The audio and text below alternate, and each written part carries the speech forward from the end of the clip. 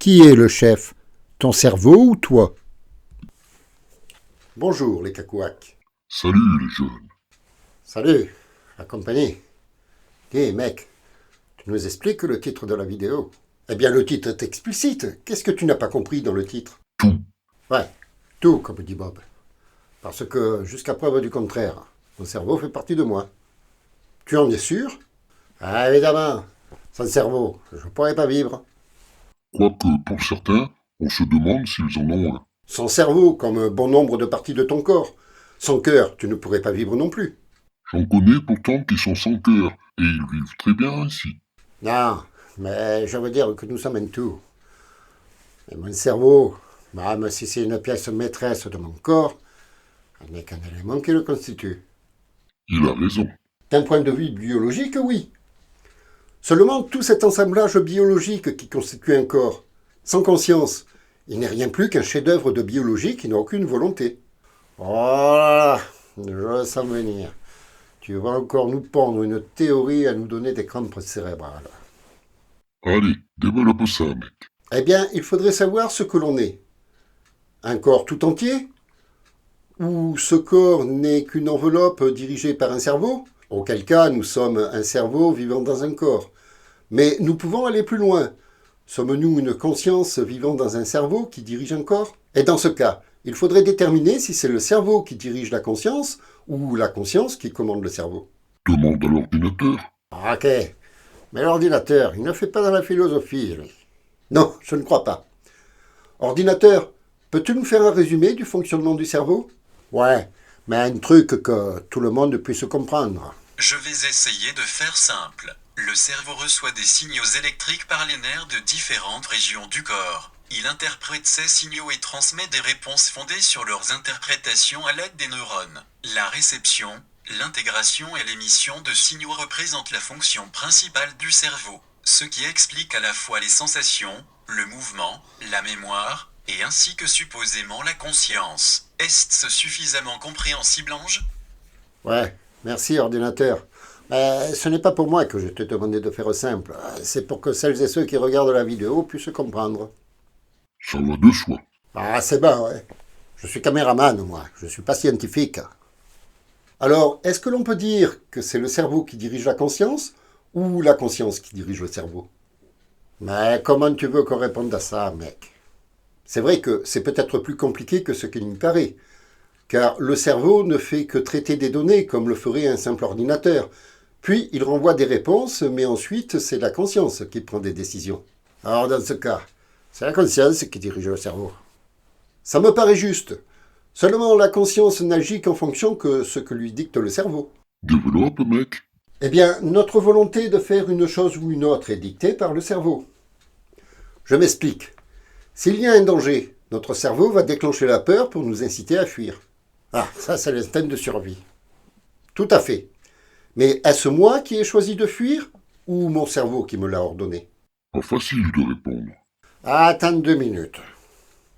C'est mon cerveau qui m'envoie le sentiment de peur pour m'inciter à fuir. Ça, c'est l'instinct de survie. Mais c'est ma conscience qui prend la décision de l'écouter ou d'affronter ma peur. C'est logique comme réponse. C'est donc la conscience qui dirige. Ce n'est pas si simple. Parce que ta conscience ne voit rien, n'entend rien, ne ressent rien d'autre que les informations que le cerveau lui donne. Ok, je vois où tu veux en venir. Si le cerveau envoie de mauvaises informations, il peut influencer la conscience.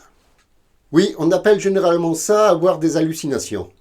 C'est ce qui arrive quand, pour une raison ou une autre, le cerveau trompe la conscience.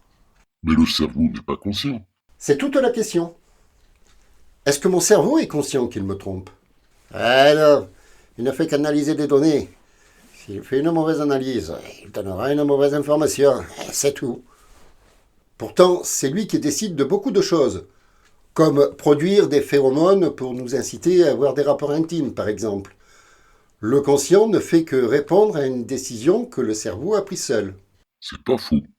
Ouais, mais ce n'est qu'un processus pour aider à la reproduction d'une espèce. Oui, tu as raison, mais je te dirais peu importe, parce que c'est ton cerveau qui a décidé, et ton conscient obéit, ou pas. Ouais, Parce que c'est quand même la conscience qui a le dernier mot. Très juste. D'accord. Mais prenons le cas d'un somnambule. Il est en train de dormir. Il n'est donc pas conscient de ce qui se passe autour de lui. Et pourtant, le cerveau le fait se déplacer et agir sur son environnement. Et où tu veux en venir, mec? Que le cerveau ne fait pas qu'analyser des données. Il peut prendre aussi des décisions sans en informer le conscient. Ce n'est pas ce qu'on appelle le subconscient. Oui, mais dans ce cas, est-ce qu'on peut dire que le subconscient est une conscience à laquelle ta conscience n'a pas accès? Oh là là là là. Et je le savais que tu allais nous filer des crampes cérébrales.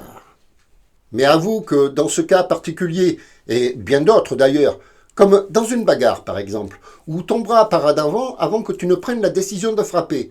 Pourtant, c'est ton choix, mais c'est le cerveau qui a anticipé en prenant cette décision avant toi. Doucement, mec. Ça voudrait dire que dans certains cas, nous ne serions pas responsables de nos actes.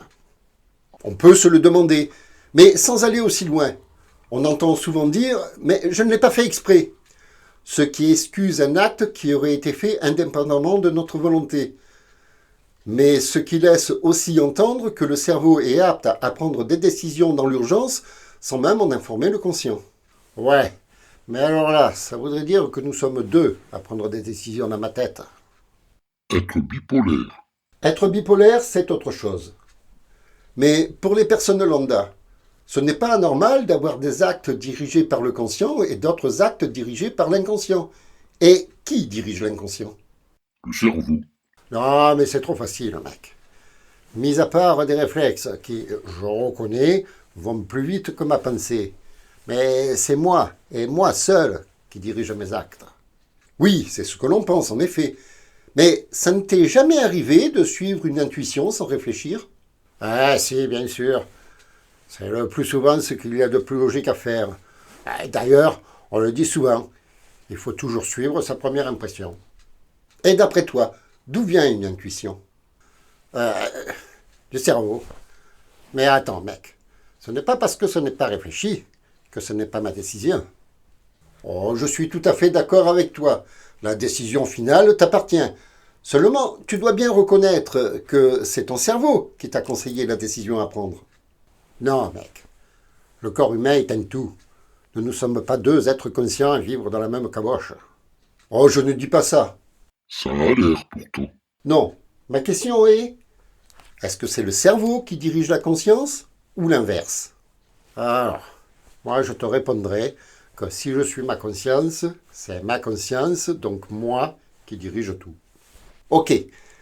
Mais ça ne t'est jamais arrivé d'avoir une envie irrésistible de prendre un morceau de chocolat, par exemple, puis encore un, et un de plus? Si, bien sûr. Tu le sais que j'aime le chocolat. Je ne résiste pas. Oui, je sais. C'est pour ça que je prends cet exemple. Mais chaque fois que tu manges un morceau de chocolat, ton cerveau te délivre une dose de dopamine, l'hormone du plaisir, ce qui t'incite à recommencer. Ouais, c'est vrai. Je reconnais que c'est plus fort que moi. Et c'est vrai que si mon cerveau ne me refilait pas de la dopamine, j'aurais sans doute moins envie de reprendre du chocolat. Alors, c'est qui commande? Eh bien, justement, c'est la question. Et ce n'est pas une question aussi simple que ça, car en même temps, est-ce que l'on peut dissocier la conscience du cerveau? Eh non, c'est ce que je me tue à te dire depuis tout à l'heure. Et qu'en est-il du subconscient, de l'inconscient, du moi et du surmoi? Je veux dire par là que notre conscient n'est que la partie immergée de l'iceberg. Le reste font également partie de nous, mais se tiennent hors de notre volonté, et cependant nous permettent de vivre en automatique. Par exemple, lorsque tu marches, lorsque tu évolues dans ton environnement, ou même lorsque tu conduis, plus de 90% de ta conduite est entièrement automatique, ce qui te libère l'esprit pour penser à autre chose. Le tout dirigé par ton conscient, qui lui-même n'agit qu'en fonction des informations traitées par le cerveau. Et ce qui nous ramène à la question première, est-ce ta conscience qui gouverne, ou a-t-elle l'illusion de gouverner tout en étant influencée par les décisions que prend le cerveau dans ton inconscient? Ah, tu vois, mec, lorsque tu as fini ton exposé, je ne sais même plus quelle était la question. Moi non plus. Je ne vais pas m'étendre sur le terrain psychologique. Beaucoup de psychologues et de philosophes se sont déjà penchés sur cette question. Les liens ne sont pas dans la description. Parce que le principe de la chaîne est de vous inviter à approfondir en faisant vos propres recherches. Ah, tu viens de perdre une bonne partie de celles et ceux qui n'avaient pas encore zappé la vidéo.